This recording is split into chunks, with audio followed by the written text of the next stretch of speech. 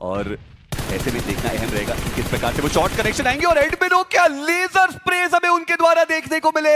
नॉनेक्स के दोनों प्लेयर्स का वहां पे समापन हमें देखने को मिला। जॉनथन वहां पे नेबुला के फीनिक्स को डाउन करेंगे।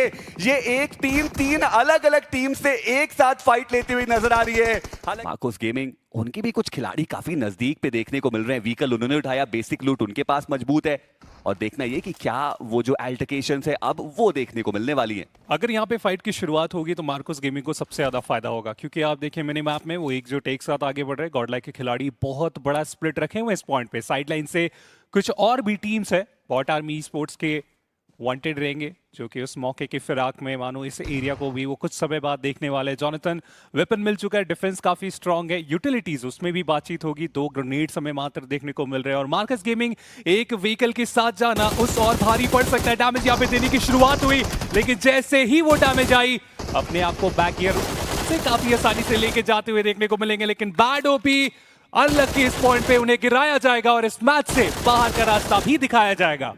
शुरुआत बेहतर हुई है, एक फिनिश आए गॉडलाइक के पास और जैसा आपने बोला भी वो थोड़ी गलतियां हुई। एक ही व्हीकल में कभी भी आसान होता नहीं है कि आप सारे प्लेयर्स को लेकर के इतनी आसानी से जो अपनी मूवमेंट है वो दिखाए। हर बार आते हैं, डोमिनेट करते हैं, परफॉर्मेंस इस तरीके से दिखाया गया है, मजेदार है सिन्वे का भी कारवा। जी हाँ, the most talked about team from lower bracket, but अभी के लिए पंक उन्होंने गॉड्स ओमन के मैच को स्पॉट किया। एक नॉक वहां पे निकाला है लूसिफर, वो भी ओपन में फंस गया और वहां पर एक और नॉक निकला है।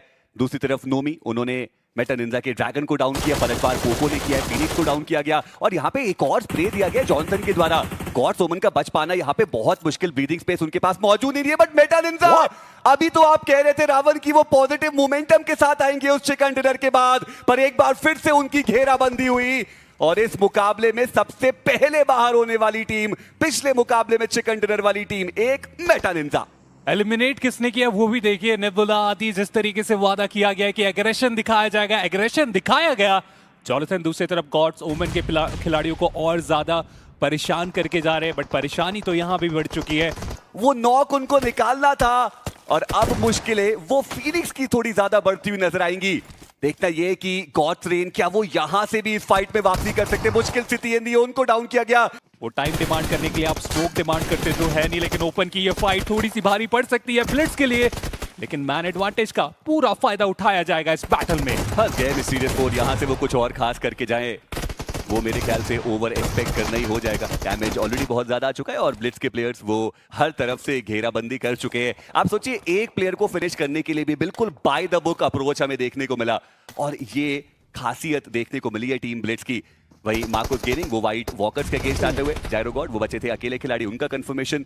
जॉनथन उन्होंने वो जायरो गॉड का जो फिनिश कंफर्मेशन है वो अपने खाते में लिया और मार्कोस गेमिंग कि अब वो हार्ड कवर से वापस सिन्वे की मुश्किलें बढ़ा रहे हैं। वही एनोनिमस उनका फिनिश कंफर्मेशन ब्लिट्ज के चंदन के खाते में।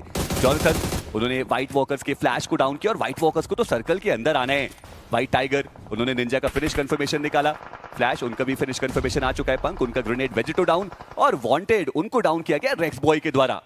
एक एक करके व्हाइट वॉकर्स मानो नॉर्दर्न साइड का जो कंट्रोल बनाना चाह रहे थे, उन्हें तो गेट कीप किया गया, वो सर्कल में ना आ पाए, इसका ध्यान रखा गया है। आखिरी खिलाड़ी रहेंगे जो कि उन सर्वाइवल पॉइंट्स की तरफ जाने वाले, बट बॉट आर्मी स्पोर्ट्स इन्हें भी आगे बढ़ने की जरूरत पड़ेगी। सिन्वे गेट कीप करके जा रहे हैं, आसानी से एक एक करके खिलाड़ियों को गिराया जा रहा है, मुश्किल में फंस चुके हैं।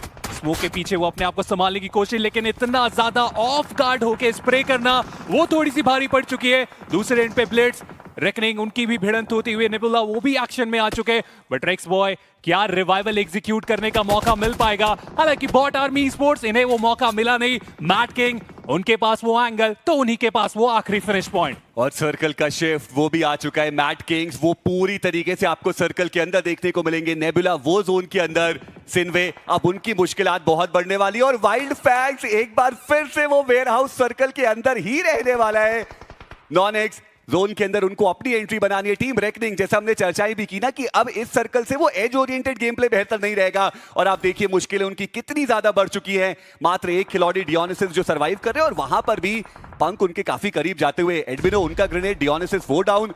और चलिए ये पहला 10 पॉइंटर या डबल डिजिट गेम जो टीम गॉडलाइक का आता हुआ और वो सारे के सारे अंक अभी के लिए फिनिशेस से ही आए हैं। काफी बेहतर उनके लिए मुकाबला जा रहा है। बेहतर तो एक और टीम कर रही है, नेबुला उनके पास सर्कल का बहुत अच्छा कंट्रोल, उनके पास वो हार्ड कवर, क्या उसका फायदा उठा पाएंगे वाइपर? चंदन की मुश्किलें बढ़ा रहे, मिड रेंज की बैटल रहेगी। क्या रिवाइवल का ऑप्शन फ्रेम में हम जरूर देख रहे थे, लेकिन कंफर्मेशन आ गया फीनिक्स की तरफ से। वाइल्ड फैंग, मैट किंग के ऊपर वो हमला, ब्लिट्स भी धीरे धीरे करके अपने खिलाड़ी को गवाते ही चले गए और आखिर में हुआ एलिमिनेशन। 4 केवल फिनिशर निकाल पाए और प्लेसमेंट के कुछ अंक के साथ संतुष्ट रहना पड़ेगा इस सैनहॉक में। लेकिन गॉडलाइक के पंख उनकी आंखों के सामने, एडमिनो साइडलाइन से जॉनथन वो भी ग्रेनेड करते हुए आगे बढ़ रहे हैं। क्लैरिटी नहीं है कि कौन से खिलाड़ी कहां पे, और वो कंफ्यूजन कहीं भारी ना पड़ जाए गॉडल को। और अभी भी आप देखिए एक बड़ा स्प्लिट हमें देखने को मिल रहा है। बाकी के जो 2 प्लेयर्स है गॉडलाइक के, वो आपको ऊपरी दिशा में देखने को मिल रहे हैं और ऐसे में देखना अहम रहेगा कि किस प्रकार से वो शॉर्ट कनेक्शन आएंगे। और एडमिनो क्या लेजर स्प्रेज हमें उनके द्वारा देखने को मिले। नॉनिक्स के दोनों प्लेयर्स का वहां पे समापन हमें देखने को मिला। जॉनथन वहां पे नेबुला के फीनिक्स को डाउन करेंगे। ये एक टीम 3 अलग अलग टीम से एक साथ फाइट लेती हुई नजर आ रही है। हालांकि सर्कल का शिफ्ट आया और मैड किंग्स के प्रो के पास वो सर्कल का एडवांटेज रहने वाला है। सिंप उनको सबसे पहले बाहर का रास्ता दिखाया जाएगा और अब मैड किंग्स पूरा मौका है उनके पास कि इस पर्टिकुलर मैच को चिकन डिनर में कन्वर्ट किया जाए। आउट नंबर है, बस ये एक सवाल खड़ी हो सकती है मैट किंग के लिए। अगर इनिशियल वो नॉक काफी अच्छा रहा तभी जाके उस फाइट को जीता जा सकता है, इस मैच को जीता जा सकता है। अपोलो वो भी जम करके काफी बेहतर तरीके से आगे बढ़ते हुए। माफी चाहूंगा, मैट किंग के चारों ही खिलाड़ी, एक खिलाड़ी बैकलाइन में चले गए थे तो थोड़ा सा कंफ्यूजन, बट क्लच गॉड अब उनकी मुश्किलें यहां पे बढ़ाई जा चुकी है। फीनिक्स वो एडमिनो के ऊपर वो हमला, पंख क्लच गॉड को गिराएंगे तो चारों ही टीम्स, 5 ही टीम इनफैक्ट एक दूसरे के ऊपर हमला करते हुए। और ऐसे में आप वाइल्ड फैंग्स को देखिए, अब उन्होंने वो वेयरहाउस छोड़ दिया है, वो सर्कल के अंदर आपको आते हुए नजर आएंगे। नेबुला उनके खाते में एडमिनो का जो फिनिश कंफर्मेशन है वो जाएगा। पंख वो प्ले जोन के बाहर और प्रो उनके क्या बढ़िया शॉट करेक्शंस हमें देखने को मिले। और अब जॉनथन बचते एकमात्र खिलाड़ी और सामने उनके मैड किंग्स की चुनौती और काफी आसानी से उनका जो फिनिश कंफर्मेशन है वो निकाला जाएगा। गॉडलाइक वो चौथे पायदान पे 14 फिनिशेस के साथ बाहर। अपोलो वो थे जिन्होंने वो फिनिश कंफर्मेशन निकाला, बट नेबुला के आदि उन्होंने अपने ऊपर ही वो ग्रेनेड कर दिया और ऐसे में उनका जो फिनिश कंफर्मेशन है वो भी आ चुका है। नेबुला वो इस मुकाबले से बाहर और अब फाइनल बैटल वाइल्ड फैंग्स और मैड किंग्स के बीच में। वाइल्ड फैंग फिलहाल 2 खिलाड़ियों के साथ है। कंपाउंड जो आपने बताया था एंकी, वहीं पे हमें आखिर का वो स्टेज बनता हुआ देखने को मिला है। हालांकि उससे थोड़ा सा आगे बढ़ना पड़ा वाइल्ड फैंग को। आउट नंबर है लेकिन अभी भी पॉसिबिलिटी कि चिकन डिनर वो अपने साथ लेके जाए। सैप वो बिल्कुल आगे चले गए। व्हाइट टाइगर वो अपोलो को काफी ज्यादा पास, प्रो भी उनके एंगल में आ सकते हैं तो क्रॉस फायर सेटअप में तो मानो व्हाइट टाइगर फंसने वाले। सैप वहां से सरप्राइज करेंगे तभी पॉसिबिलिटी है, क्योंकि मैट किंग अभी भी अपने 3 खिलाड़ियों के साथ सरवाइव कर रहे हैं इस आखिरी के स्टेज पे।